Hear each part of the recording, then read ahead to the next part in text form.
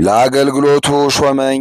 ታማኝ አድርጎ ስለቆጠረኝ ኃይል የሰጠኝን ክርስቶስ ኢየሱስን ጌታችንን አመሰግናለሁ። አስቀድሞ ተሳዳቢና አሳዳጅ አንገላችም ምንም ብሆን ይህንን አደረገልኝ። ነገር ግን ሳላውቅ ባለማመን ስላደረኩት ምሕረትን አገኘሁ። የጌታችንም ጸጋ በክርስቶስ ኢየሱስ ካሉ ከእምነትና ከፍቅር ጋር አብልጦ በዛ። የሐዋርያው ቅዱስ ጳውሎስ መልእክት አንደኛ ጢሞቴዎስ ምዕራፍ 1 ከቁጥር 12። አንድ አምላክ በሆነ በአብ በወልድ በመንፈስ ቅዱስ ስም ሐምሌ 14 በዚች ቀን የጌታችን ክርስቶስ ጭፍራ ቅዱስ አብሮኮሮኔዎስ በሰማዕትነት አረፈ። የዚህ ቅዱስ ትውልዱ ከኢየሩሳሌም ነው። የአባቱ ስም ክርስቶፎሮስ ነው። ትርጓሜውም ክርስቶስን የለበሰ ማለት ነው። ክርስቲያንም ነበረ። የእናቱ ስም ቴዎዶሲያ ነው። እርሷ ግን ጣዖታትን ታመልክ ነበረች። አባቱም ባረፈ ጊዜ እናቱ ወሰደችው። በእርሱም ጋራ ብዙ ገንዘብ ይዛ ወደ አንጾኪያ ከተማ ሄደች። ልጇን በእስክንድሪያ ከተማ ገዢ አድርጎ ይሾመው ዘንድ ለዲዮቅልጥያኖስ እጅ መንሻ ሰጠችው። እርሱም ሾመው። የሹመቱንም ደብዳቤ ጽፎ ክርስቲያኖችን እንዲያሰቃይ አዘዘው። በአንጾኪያ ከተማም ወጥቶ ጥቂት እንደተጓዘ ወደ እርሱ የሚያስፈራ ቃል ከሰማይ መጣ። በስሙም ጠርቶ እንዲህ አለው፣ ከሃዲው ዲዮቅልጥያኖስ እንዳዘዘ ብታደርግ አንተ በክፉ አሟሟት ትሞታለህ። እርሱም ራስህን ትገልጥልኝ ዘንድ ጌታዬ ሆይ እለምንሃለሁ አለ። ወዲያውኑ የብርሃን መስቀል ታየው። ዳግመኛም በኢየሩሳሌም የተሰቀልኩ የሕያው እግዚአብሔር ልጅ ኢየሱስ ክርስቶስ እኔ ነኝ የሚለውን ቃል ሰማ። ይህንንም ቃል በሰማ ጊዜ እጅግ ፈራ። ተመልሶም ከአንጥረኛ ዘንድ የወርቅ መስቀል አሰራ። ከዚያም በኋላ ወደ እስክንድሪያ ከተማ ተጓዘ። በጉዞውም ውስጥ ሊገድሉት አመፀኞች አረማውያን ተነሱበት። እርሱም በእነርሱ ላይ በርትቶ ክብር ይግባውና በጌታችን በኢየሱስ ክርስቶስ መስቀል ድል አደረጋቸው። እናቱም በጦርነት ላይ ለረዱህና ላዳኑህ አማልክት መስዋዕትን ሰዋ አለችው። እርሱም እንዲህ አላት፣ እኔስ አዳኝ በሆነ በመስቀሉ ኃይል ላዳነኝ ክብርና ምስጋና ይግባው፣ ለእግዚአብሔርም እሰዋለሁ አላት። ይህንንም በሰማች ጊዜ ልጇ አብሮኮሮኔዎስ ክርስቲያን እንደሆነ ወደ አመፀኛው ዲዮቅልጥያኖስ ልካ ነገረችው። ዲዮቅልጥያኖስም ጭፍራ ልኮ ወደ ቂሳሪያ ከተማ አስወሰደው። የቂሳሪያውንም ገዢ ስለ እርሱ እንዲመረምርና እንዲያሰቃየው አዘዘው። ከዚህም በኋላ ወደ መኮንኑ በቀረቡ ጊዜ በፊቱ ቆሞ ክብር ይግባውና በጌታችን በመድኃኒታችን በኢየሱስ ክርስቶስ ታመነ። ለመሞት እስኪደርስም ጽኑ ግርፋትን ገረፈው። ከዚህም በኋላ አሰረው። በዚያችም ሌሊት ክብር ይግባውና ጌታችን ኢየሱስ ክርስቶስ በታላቅ ብርሃን ውስጥ ታየው። ከእርሱም ጋር ብርሃናውያን ቅዱሳን መላእክት ነበሩ። ከማሰሪያውም ፈታውና በመለኮታዊ እጁ ዳሰሰው፣ ከቁስሎቹም ሁሉ አዳነው። በማግስቱም መኮንኑ ስለ ቅዱሱ ዜና ሙቶ እንደሆነ ወይም አልሞተ እንደሆነ ጠየቀ። ለእርሱ የሞተ መስሎት ነበረና። ቅዱሱም በመጣ ጊዜ ጤነኛ ሆኖ አየው።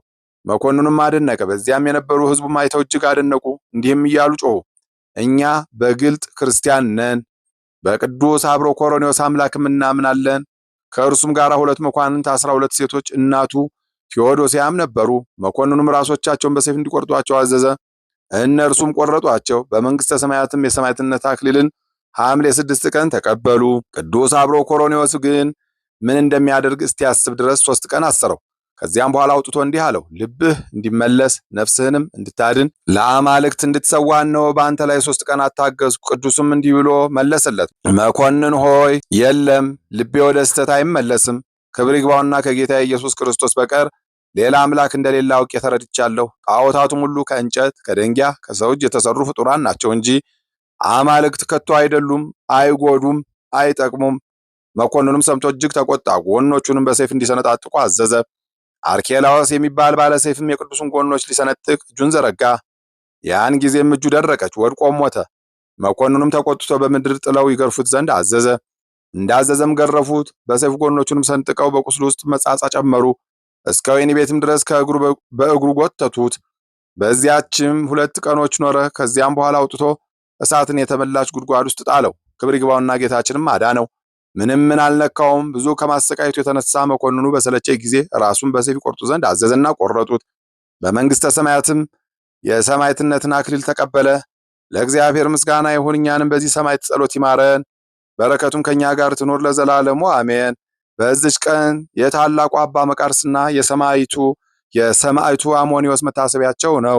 በረከታቸው ከኛ ጋር ትኖር ለዘላለሙ አሜን። አንድ አምላክ በሆነ በአብ በወልድ በመንፈስ ቅዱስ ስም ሐምሌ 15 በዚች ቀን የሶርያው ሰው ቅዱስ አባት ኤፍሬም አረፈ።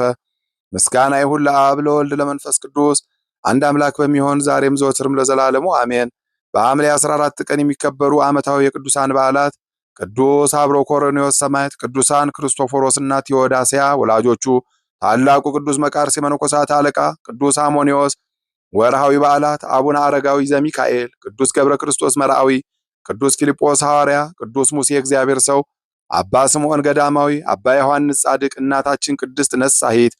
ለአገልግሎቱ ሾመኝ፣ ታማኝ አድርጎ ስለቆጠረኝ ኃይል የሰጠኝን ክርስቶስ ኢየሱስን ጌታችንን አመሰግናለሁ። አስቀድሞ ተሳዳቢና አሳዳጅ አንገላችም ምንም ብሆን ይህንን አደረገልኝ። ነገር ግን ሳላውቅ ባለማመን ስላደረግኩት ምሕረትን አገኘሁ። የጌታችንም ጸጋ በክርስቶስ ኢየሱስ ካሉ ከእምነትና ከፍቅር ጋር አብልጦ በዛ። የሐዋርያው ቅዱስ ጳውሎስ መልእክት አንደኛ ጢሞቴዎስ ምዕራፍ 1 ከቁጥር 12። የሰማነውን በልቦናችን ያሳድርብን። ከቅዱሳን አባቶቻችን ከቅዱሳት እናቶቻችን ከሰማዕታት ከጻድቃን ከነቢያት ከሐዋርያት በረከት ረድኤት ያሳትፈን። ዝናመ ምሕረቱን እክለ በረከቱን ያድለን። ሀገራችንን ኢትዮጵያ እንዲሁም ለዓለም ሁሉ ሰላምን፣ ፍቅርን፣ አንድነትን ይስጥልን። በጸሎታቸው አትርሱን፣ አስቡን ያሉትን በያሉበት ያስብልን። ሕፃናትን አሳድጎ ለቁም ነገር ያብቃልን። ነፍሳተ ሙታንን ይማርልን፣ ሕያዋንን ይጠብቅልን። ለብርሃነ መስቀሉ በሰላም ያድርሰን። እንበል አቡነ ዘበሰማያት ይትቀደስ ስምከ ትምጻእ መንግሥትከ ወይኩን ፈቃድከ በከመ በሰማይ ከማሁ በምድር ሲሳየነ ዘለለ ምሕረት በፍቅር ወልድኪ ኢየሱስ ክርስቶስ ከመ ይስረይ ለነ ኃጣውኢነ ተማፀነ ብከ ያለ እግዚአብሔር አብይ ኦ እግዚእ ኢየሱስ ክርስቶስ ስረይ ኃጢአቴ ወኃጢአተ ኩሉ ሕዝብከ ማእሰረ ኃጢአት እግዚአብሔር ይፍታ። እግዚአብሔር ይባርክ። ሰላም ያሳደረ ሰላም ያውለን፣ ሰላም ያዋለ ሰላም ያሳድረን። ይቆየን።